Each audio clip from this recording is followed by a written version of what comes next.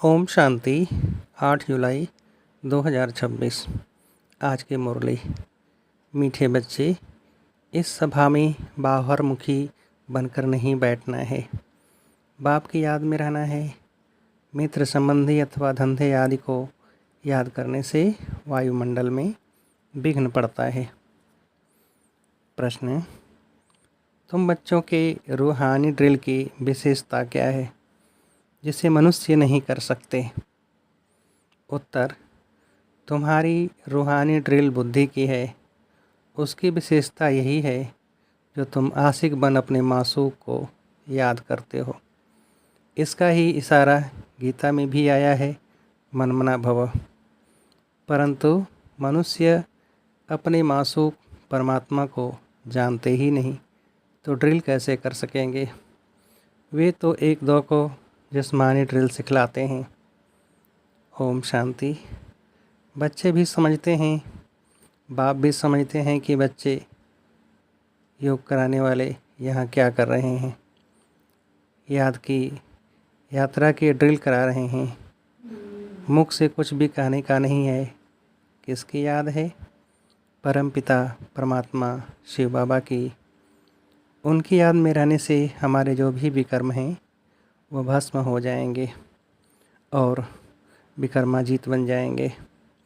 जितना जो याद के ड्रिल में रहेंगे, यह आत्मा की ड्रिल है, शरीर की नहीं।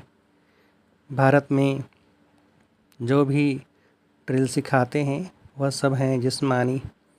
यह है रूहानी ड्रिल। इस रूहानी ड्रिल को तुम बच्चों के सिवाय कोई जानते ही नहीं। रूहानी ड्रिल का इशारा गीता में है ज़रूर। भगवान वाच। भगवान अथवा भगवान के बच्चों का ही बाच है। तुम अभी भगवान शिव बाबा के बच्चे बने हो ना। बच्चों को फरमान मिला है, मामी कम याद करो।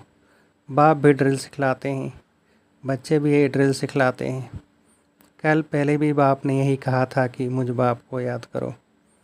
इसमें घड़ी घड़ी कहने की दरकार नहीं है, परंतु कहना पड़ता है।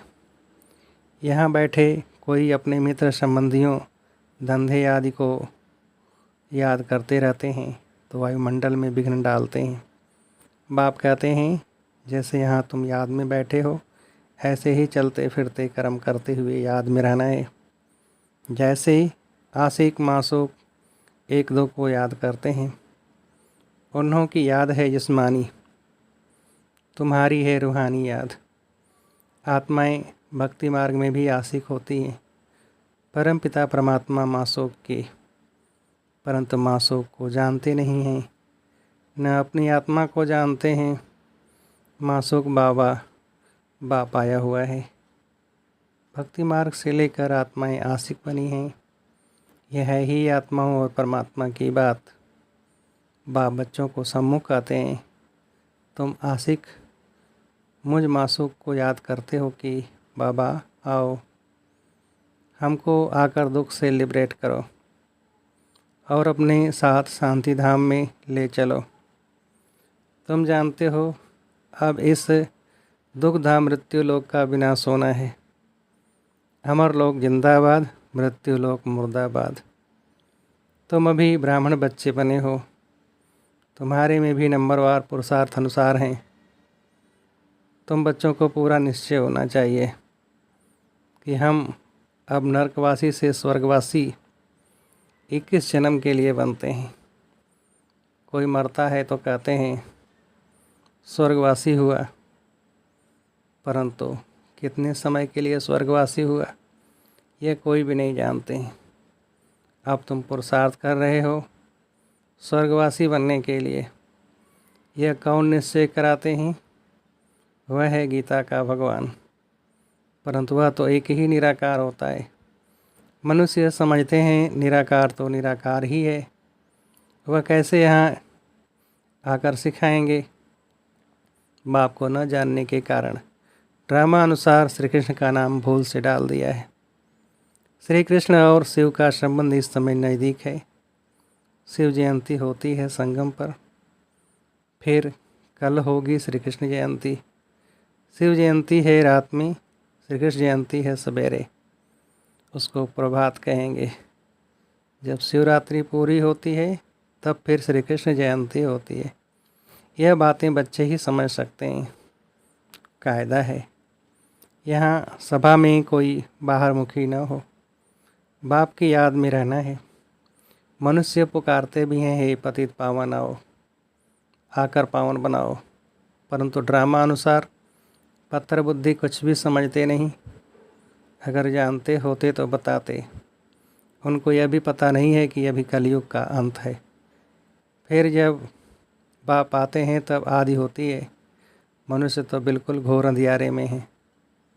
लोग समझते हैं कलयुग में अजून 40,000 वर्ष पड़े हैं। बेहद का बाप समझाते हैं, हद का बाप कब पतित पावन हो न सके। बापू नाम तो बहुतों के रख दिए हैं। बुजुर्ग को भी बापू अथवा पिताजी कहते हैं। यह रूहानी पिताश्री तो एक ही है जो पतित पावन ज्ञान का सागर है। बच्चों को पावन होने के लिए ज्ञान चाहिए। पानी में स्नान करने से कोई पावन थोड़े ही बनेंगे। तुम जानते हो शिव बाबा हमारे सामने इस तन में प्रत्यक्ष है। ब्रह्मा द्वारा ब्राह्मणों को राजयोग सिखा रहे हैं। वह तो कह देते हैं भगवान वाच अर्जुन पति। ब्राह्मणों का नाम निशान नहीं है। गाया जाता है ब्रह्मा द्वारा स्थापना, विष्णु द्वारा पालना। स्थापना तो ब्रह्मा द्वारा ही करेंगे, न कि विष्णु द्वारा, न शंकर द्वारा। तुम बच्चों को यह समझानी अब मिली है। बाप को यहाँ आना पड़ता है। वापस तो कोई भी आत्मा जा नहीं सकती। जो भी आते हैं उनको सतो रजो तमो से पास करना ही है। श्री कृष्ण भी पूरे 84 जन्म लेते हैं और पूरे 5,000 वर्ष पाठ बजाया। जब आत्मा पेट में है तो भी जन्म तो है। श्री कृष्ण की आत्मा जब सतयुग में आती है, गर्भ में प्रवेश किया, तब से लेकर 5,000 वर्ष में 84 जन्मों का पाठ बजाना है। जैसे शिव जयंती मनाते हैं तो इसमें बैठा है ना। श्री कृष्ण की आत्मा भी गर्भ में आई, चुरपुर हुई। उस समय से लेकर 5,000 वर्ष का हिसाब शुरू होता है। अगर कम जास्ती हो तो फिर 5,000 वर्ष में कम हो जाए। ये बड़ी सूक्ष्म समझने की बातें हैं। बच्चे जानते हैं श्री कृष्ण की आत्मा फिर से यह ज्ञान ले रही है, फिर से श्री कृष्ण बनने के लिए। तुम भी कंसपुरी से कृष्णपुरी में आते हो। यह बातें बाप बैठ बच्चों को समझाते हैं। बाबा कहते हैं माया बड़ी दुस्तर है, अच्छे अच्छे महारथियों को भी हरा देती है। ज्ञान लेते लेते कहाँ ग्रहचारी बैठ जाती है। आश्चर्यवत हमारा बनंती कथंती अहो माया फिर भी भागंती हो जाते हैं। कमाई में ग्रहचारी बैठ जाती है। राहु का ग्रहण सबको लगा हुआ है। अभी तुम्हारे पर बृहस्पति की दशा बैठी है, फिर चलते चलते कोई पर राहु का ग्रहण बैठ जाता है। तब कहते हैं महान कमबख्त इस दुनिया में देखना हो तो यहाँ देखो। तुम्हारी आत्मा कहती है हम बाप से सदा सुख का वर्षा ले रहे हैं। बाबा आपसे कल पहले भी यह वर्षा लिया था, फिर से अब बाप के पास आए हैं।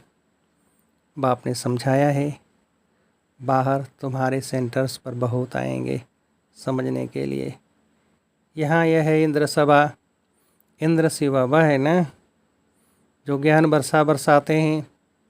तो ऐसी सभा में पतित कोई आ नहीं सकता।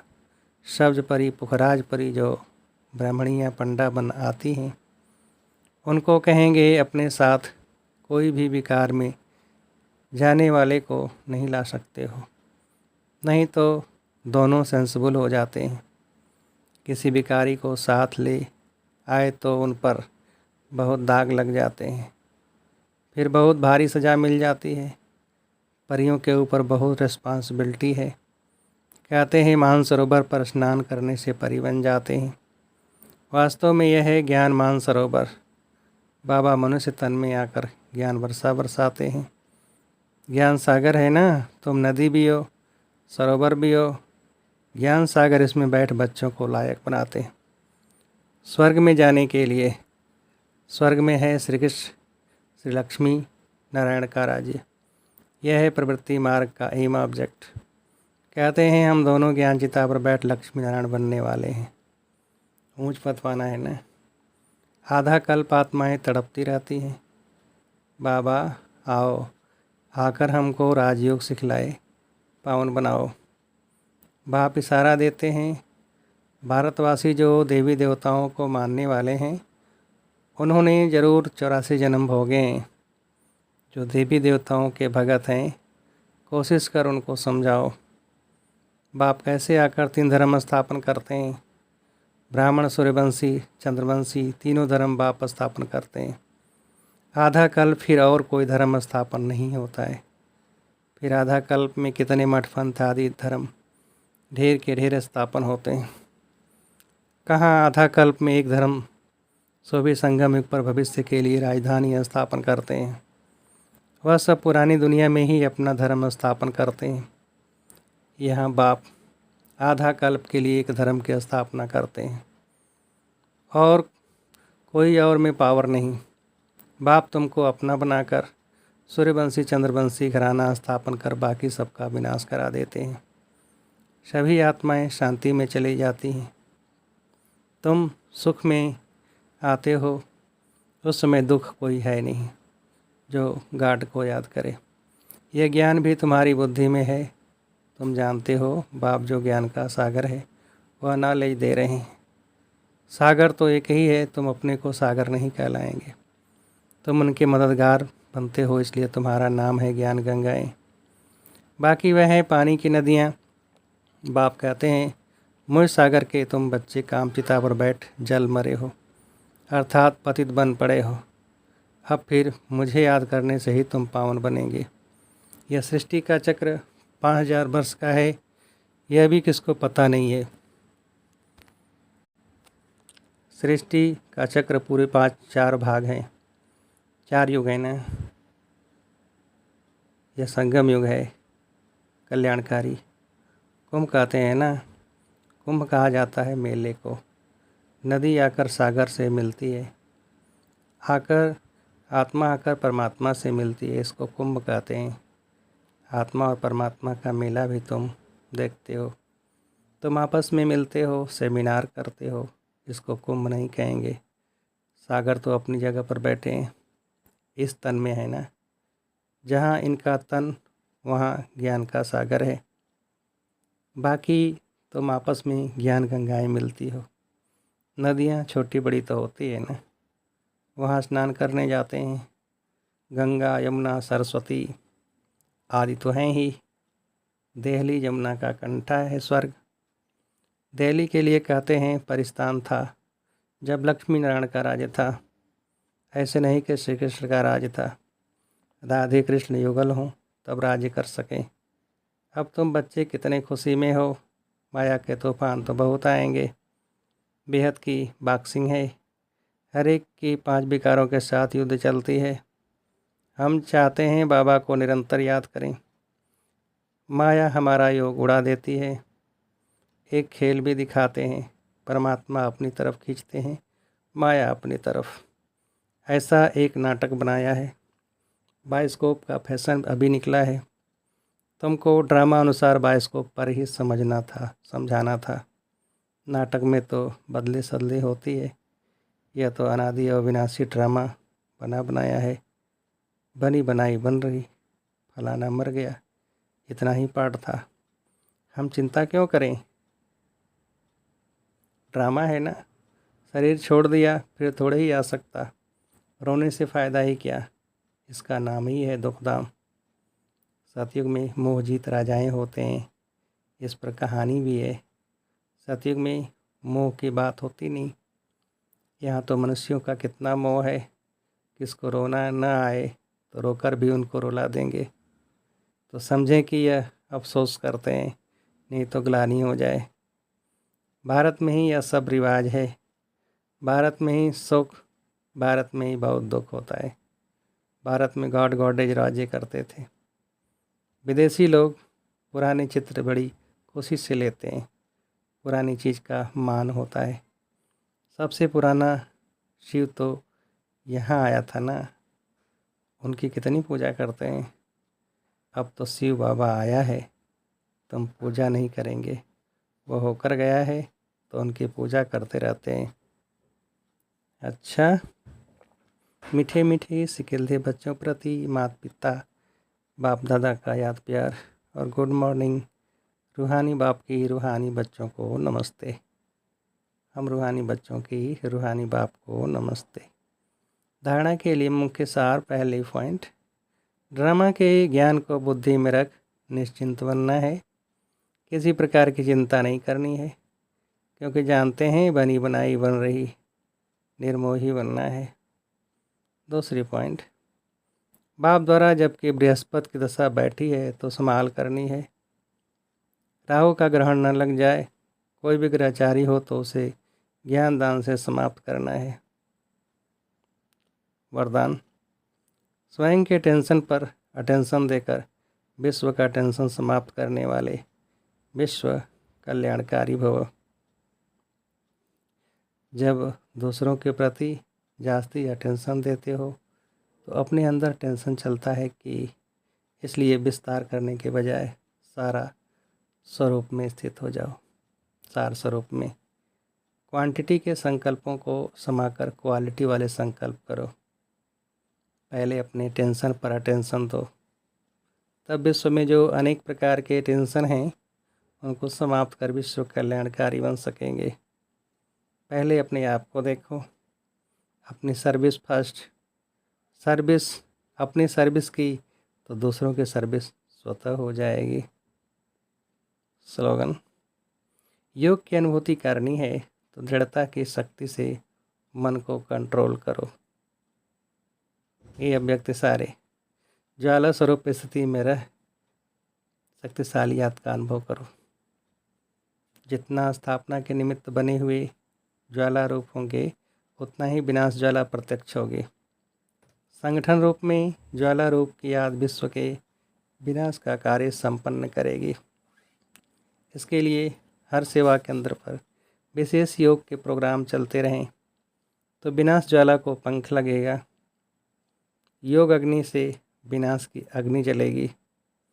ज्वाला से ज्वाला प्रज्वलित होगी।